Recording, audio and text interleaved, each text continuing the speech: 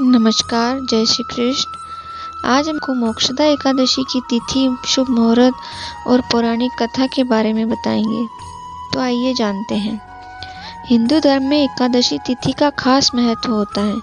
मोक्षदा एकादशी भगवान सत्यनारायण विष्णु जी को समर्पित है। हिंदू पंचांग के अनुसार मार्गशीर्ष माह के शुक्ल पक्ष की एकादशी को मोक्षदा एकादशी के नाम से जाना जाता है। मोक्षदा एकादशी और गीता जयंती एक ही दिन पड़ती है। मान्यता है कि मोक्षदा एकादशी के दिन भगवान श्री कृष्ण ने महाभारत में अर्जुन को भगवद गीता का उपदेश दिया था।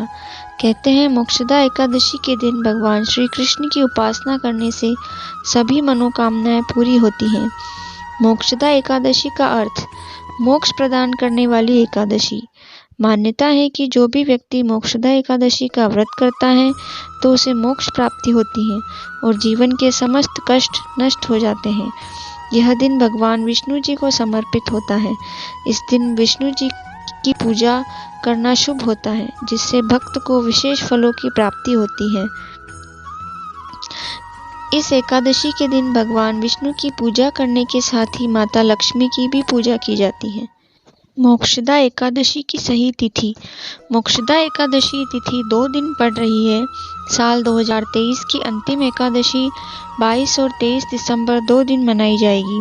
पंचांग के अनुसार मार्गशीर्ष मास के शुक्ल पक्ष की एकादशी तिथि 22 दिसंबर 2023 को सुबह 8:16 पर शुरू होगी और समापन 23 दिसंबर 2023 को सुबह 7:11 पर होगा। मोक्षदा एकादशी की पूजा विधि। मोक्षदा एकादशी के दिन सुबह जल्दी उठकर स्नान करना चाहिए। इसके बाद स्वच्छ वस्त्र धारण करें और व्रत का संकल्प लें। घर के मंदिर में दीप प्रज्वलित करें और एक चौकी पर भगवान विष्णु की प्रतिमा स्थापित करें। भगवान विष्णु का जलाभिषेक करें और उसके बाद श्री हरि को पीले वस्त्र अर्पित करें। भगवान विष्णु को रोली और अक्षत का तिलक लगाएं और उसके बाद पीला भोग अर्पित करें। एकादशी व्रत की कथा सुनें और विष्णु सहस्त्र नाम मंत्र का पाठ करें। रात्रि में जागरण करें और अगले दिन जरूरतमंद व्यक्तियों को भोजन कराएं और दान दक्षिणा देकर विदा करें। शुभ मुहूर्त में ही व्रत का पारण करें। मोक्षदा एकादशी के उपाय। मोक्षदा एकादशी के दिन स्नान के बाद राधा कृष्ण के मंदिर में जाकर गेंदे की माला भगवान श्री कृष्ण को अर्पित करें। इससे जीवन में सुख समृद्धि का वास होता है। साथ ही भगवान श्री कृष्ण की कृपा से सभी मनोकामनाएं पूरी होती हैं। एकादशी के दिन ब्राह्मण और जरूरतमंदों को अपने सामर्थ्यानुसार पीली चीज़ें दान करना चाहिए। इस दिन भगवान विष्णु को दूध, दही, शहद, मिश्री, गंगाजल मिलाकर अभिषेक करने से मनोकामना पूरी होती है। मोक्षदा एकादशी के दिन गाय को हरा चारा खिलाना बेहद शुभ माना जाता है। अब आइए जानते हैं पुण्य फलदायिनी मोक्षदा एकादशी की पौराणिक कथा। इस कथा के अनुसार गोकुल नाम के नगर में वैखानस नामक राजा राज्य करता था। उसके राज्य में चारों वेदों के ज्ञाता ब्राह्मण रहते थे। वह राजा अपनी प्रजा का पुत्रवत पालन करता था। एक बार रात्रि में राजा ने एक स्वप्न देखा कि उसके पिता नरक में हैं। उसे बड़ा आश्चर्य हुआ। प्रातः वह विद्वान ब्राह्मणों के पास गया और अपना स्वप्न सुनाया। कहा, मैंने अपने पिता को नरक में कष्ट उठाते देखा। उन्होंने मुझसे कहा कि हे पुत्र, मैं नरक में पड़ा हूँ, यहाँ से तुम मुझे मुक्त कराओ। जब से मैंने ये वचन सुने हैं तब से मैं बहुत बेचैन हूँ, चिंता में पड़ गया हूँ। मुझे इस राज्य, धन, पुत्र, स्त्री, हाथी, घोड़े आदि में कुछ भी सुख प्रतीत नहीं होता। क्या करूँ? राजा ने कहा, हे ब्राह्मण देवताओं, इस दुख के कारण मेरा सारा शरीर जल रहा है। अब आप कृपा करके कोई तप, दान, व्रत आदि ऐसा उपाय बताइए जिससे मेरे पिता को मुक्ति मिल जाए। उस पुत्र का जीवन व्यर्थ है जो अपने माता पिता का उद्धार न कर सके। एक उत्तम पुत्र जो अपने माता पिता तथा पूर्वजों का उद्धार करता है, वह 1000 मूर्ख पुत्रों से अच्छा है। जैसे एक चंद्रमा सारे जगत में प्रकाश कर देता है, परंतु हजारों तारे नहीं कर सकते। ब्राह्मणों ने कहा, हे राजन, यहाँ पास ही भूत, भविष्य, वर्तमान के ज्ञाता पर्वत ऋषि का आश्रम है। आपकी समस्या का हल वे जरूर करेंगे। यह सुनकर राजा मुनि के आश्रम पर गया।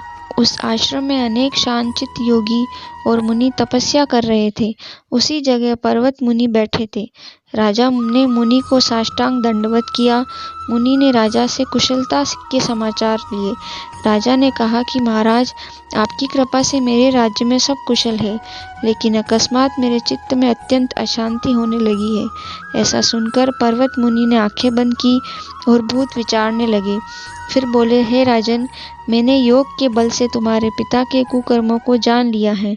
उन्होंने पूर्व जन्म में कामातुर होकर एक पत्नी को रति दी, किंतु सोत के कहने पर दूसरे पत्नी को ऋतुदान मांगने पर भी नहीं दिया।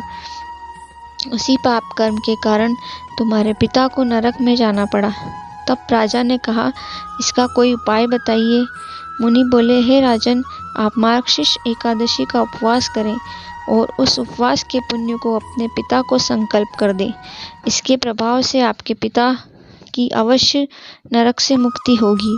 मुनि के ये वचन सुनकर राजा महल में आया और मुनि के कहने के अनुसार परिवार सहित मोक्षदा एकादशी का व्रत किया। इसके उपवास का पुण्य उसने अपने पिता को अर्पण कर दिया। इसके प्रभाव से उसके पिता को मुक्ति मिल गई और स्वर्ग में जाते हुए वे पुत्र से कहने लगे, हे पुत्र, तेरा कल्याण हो। यह कहकर स्वर्ग चले गए।